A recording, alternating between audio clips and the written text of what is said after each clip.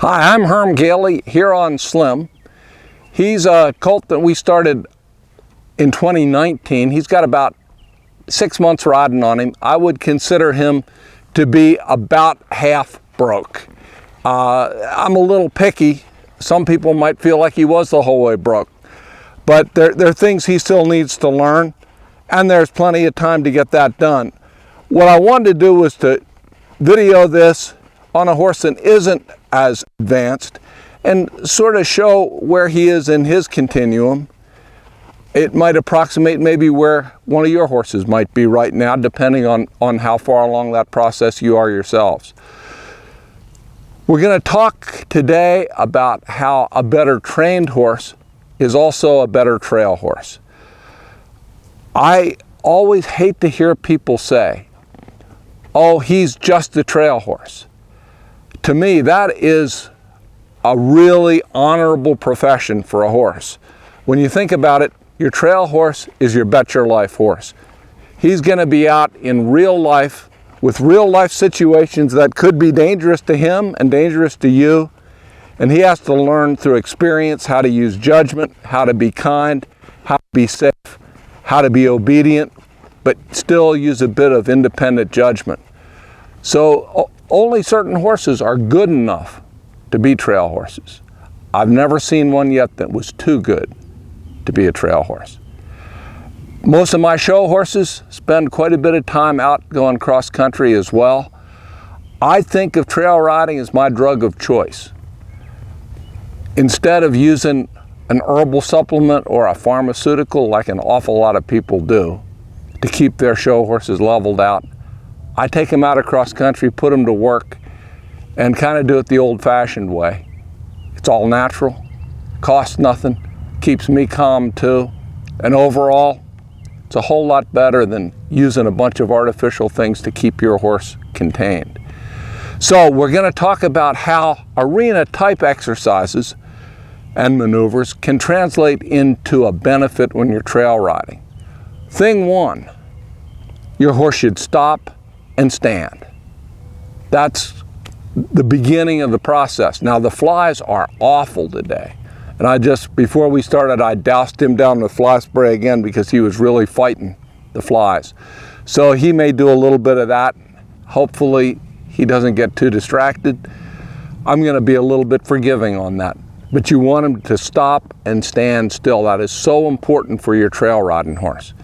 They ought to be willing to stop and stand still if the other horses are leaving, stop and stand still if you're ahead, and willing to wait and have some patience when you ask them to.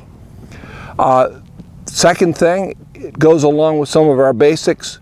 I want to be able to take my horse and bend them and have them be soft. We'll show how that specific little maneuver translates into a useful way to get out of a tight spot that you might encounter on the trail. So that's a useful thing to do.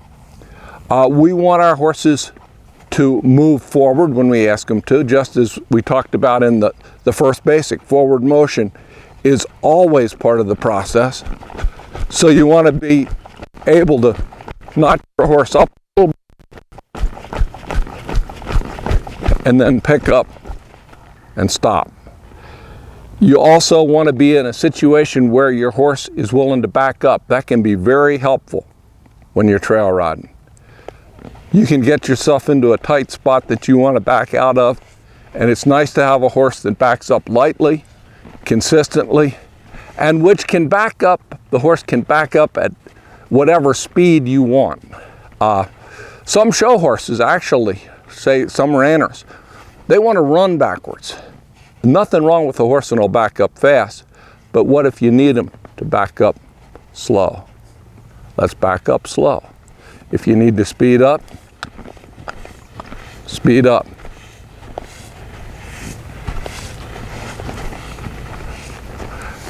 So you've got a little bit of control of their feet and the speed of their feet. Now, the other thing that can be very helpful when you're trail riding is the ability to steer your horse going backwards. So we'll just sort of demonstrate that. I'm going to steer his hips to the left using my right leg when I'm going backwards. This is a new thing for this colt, but he's catching on pretty well. You can see we're going around in a pretty consistent circle.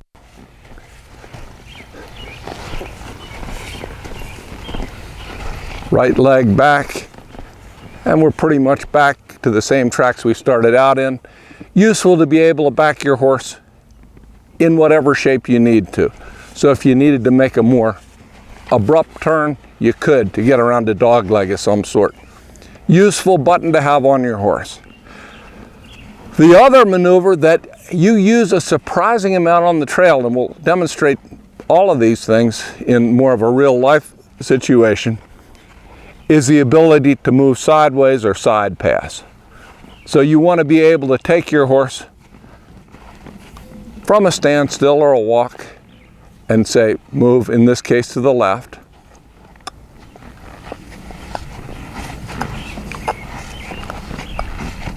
And he's just getting to where he's mastering that from a standstill. I'm doing this more so as a leg yield out of motion. It's a little easier, but again, in the real life scenario, you want to have that straight sideways for doing things like we'll show, like opening a gate, moving over to, say, trim a tree, to pick a tasty beverage off the hood of your car. So being able to do that is useful. So those are some specific horse show type maneuvers that you want your horse to have that will help you trail riding. You also want that basic of being soft in the bridle. So then if you're going out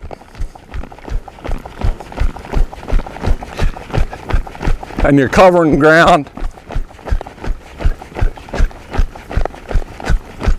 you want your horse to just sort of line out, not be changing speeds, and to stay polite in the bridle. Doesn't need to stay in a frame, but it would be nice to think that they're always available to you. They don't have their head turned upside down, and that they're obedient to the bridle. Whoa. So those are some things we do. The other thing we'll demonstrate in a minute, we try to get our horses used to scary objects. That's not necessarily a show ring maneuver, but it's something I do with the colts when they're real green. We'll try to set up a scenario that's more like real life later for that as well. So we'll move on to that, and then we'll get out on the trail a little bit. Thanks. So we're out here in the pen again, doing some work with scary objects. He has been desensitized, I guess you could say, or acclimated to the milk jugs, but I've never done it on his back before, so I thought this would be a good thing to do live. But he is pretty tolerant of this sort of thing, so I would be very disappointed in him if he was stupid about it. But I want him to have the opportunity to see these things and to get used to the unexpected. That if you take it behind his back and drag it up under his feet, that's just life. You know, if he was going along and he got into some garbage on the trail, it's no different than the garbage at home. But more so than getting your horse accustomed to attacking milk jugs, it's more a matter of getting your horse used to tolerating things that maybe he didn't expect. When this colt got up this morning, this wasn't in his plans, but yet he can learn to tolerate it. And I've ridden him a little bit before today. It might even feel good to be standing still.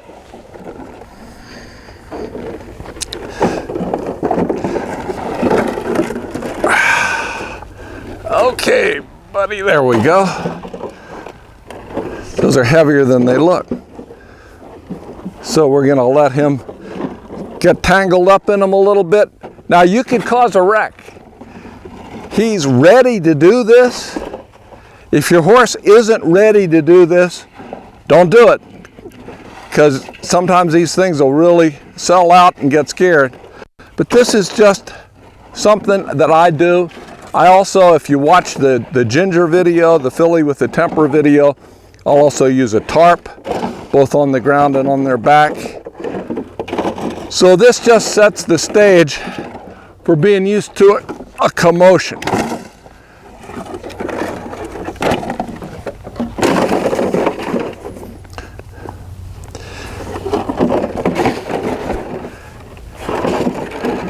And it's just the way it has to be. And he says, well, you know what? The whole time we're doing this, I'm not doing harder work. So it's all good. That's scary objects. So now we're going to get out on the trail and show some examples of how you can use these things in real life. So our first maneuver will be simply opening a gate. I'm going to walk up to this gate. When you get there, you use the first of those maneuvers.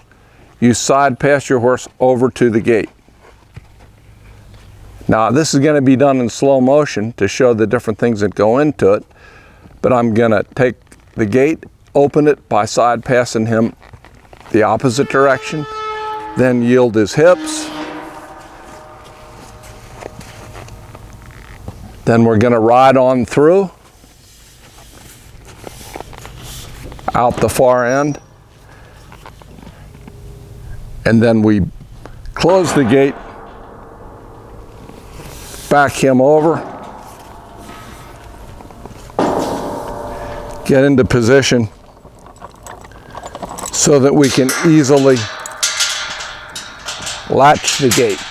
So something that you might actually encounter trail riding, and interestingly enough, this seemingly simple maneuver, and it is simple, incorporates lots of those elements that we talked about out in the pen. You got a side pass, you got a turn on the forehand, you've got a backup, and your horse has to stop and be patient. Right now he's in stop and stand mode. A good thing to do at a gate too. Sometimes they get very impatient. When they've done it, they're done. Well, he can rest here, and that's okay with both of us. So that's an example of how those show ring type maneuvers can be useful on the trail if you encounter a gate. So we're going to move on to another spot and test something else out. So we're out here on the entrance to one of our trails where we do have some undergrowth that needs to be cut away. So we start out with the stop and stand. That's important for this. And even this horse, who's been pretty good this way, may walk off and I may have to get after him. We'll see. Got my clippers here. Want to give a shout out to my friend Tom Fitting, who designed and built this holster for it. That's really been helpful. So I've got my, whoa buddy, got my trimmers here. And I'm just going to go ahead and do some real life work on him. You know, they should put up with stuff falling on them like that. That's part of the scary objects, although this looks more tasty than scary.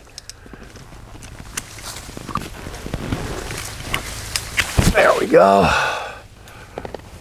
Yep, more tasty than scary, all right. And you ought to be able to move him a foot or a half a foot to get where you need to be. I'm not going to scold him for nibbling at that. I would too. It looks pretty tasty. If they get obnoxious about it, different deal. So that's an idea of the kind of thing that you want to be able to do. Just stand there and have them wait. Patience is a great gift in a horse. You build that on, you're going to be happier with your horse. You're going to be able to get things done that you need to get done, whether it's standing to cut a branch or whether it's standing to wait for somebody else to ride on by. So that's another real life thing, and we'll move down the trail and try something else. So we're out on the trail. We're going to use another one of these show ring type maneuvers to help us. I want to cut this branch. My horse is over here. So he side passes a couple of steps, gets over there to where I can do that little job. Seems like kind of a nothing thing to have to do, but you want your horse to be patient and wait. You also have to realize that if you don't have this, I've seen people go around and around a tree trying to cut it. They get their horse stopped for a minute. About the time they go to cut it, he's going around and around again. So that's an example of how having that patience built in and maneuverability lets you move your horse where you need to do a job when you're out on the trail. So we're out in the woods, and this is a little artificial. I found a kind of a tight spot. I wanted to demonstrate where just simple lateral flexion can be real useful in getting out of a tight spot. So we're between these couple of trees, and we realize it's too tight. If you can take your horse to the side and have him wait for you,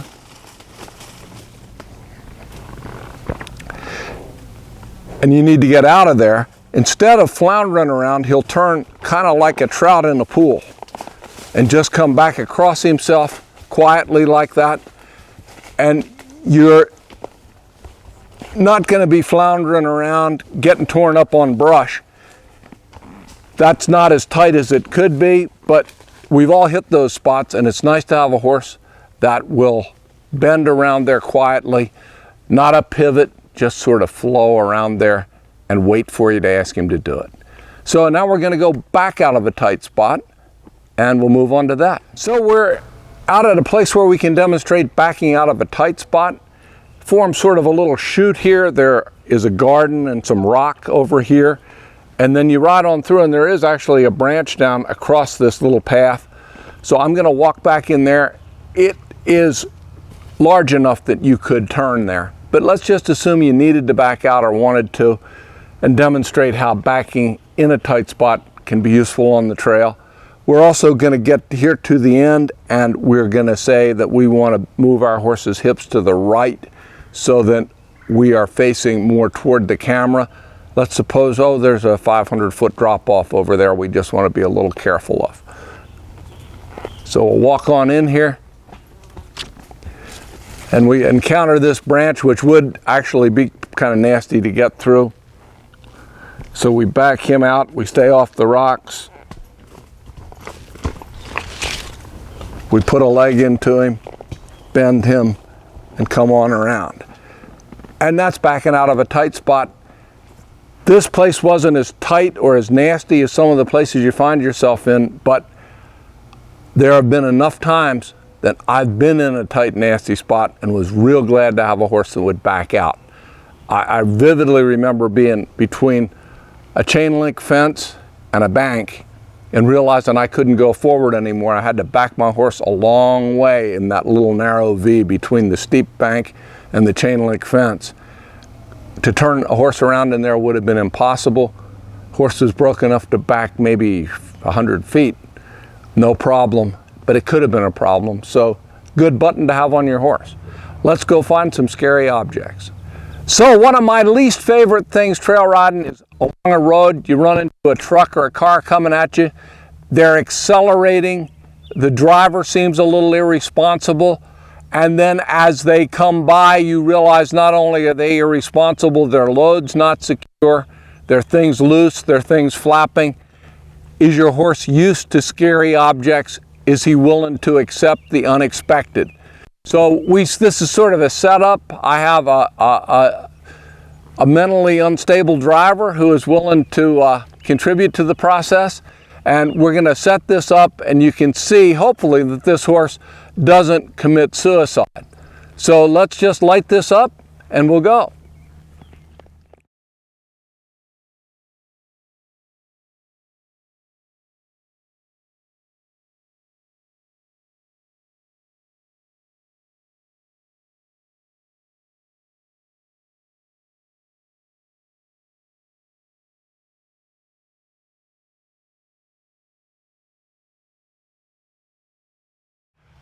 He's been around tarps, but I think I could represent that even if we weren't using something familiar to him, he would accept it because he's gotten in the habit of acceptance. So that's a useful thing, and the success in that depends in part on the discipline that comes from those other maneuvers, from having your horse broke like a show horse, giving you that quality when you're out on the trail. So hopefully these thoughts have been useful to you. From maneuvers that may seem artificial that become more useful as you go forward, to things actually on the trail that you can put to good use. So thanks for watching. Come back and see us. If anyone wants more information on how we put these things on this horse, hit the comment section and type that in. Very receptive to that sort of idea. This wasn't a how-to, this was a what-do video, but I would be more than happy to sort of plug in some of the how-tos on those different maneuvers and the scary objects and so on. So till next time, thank you.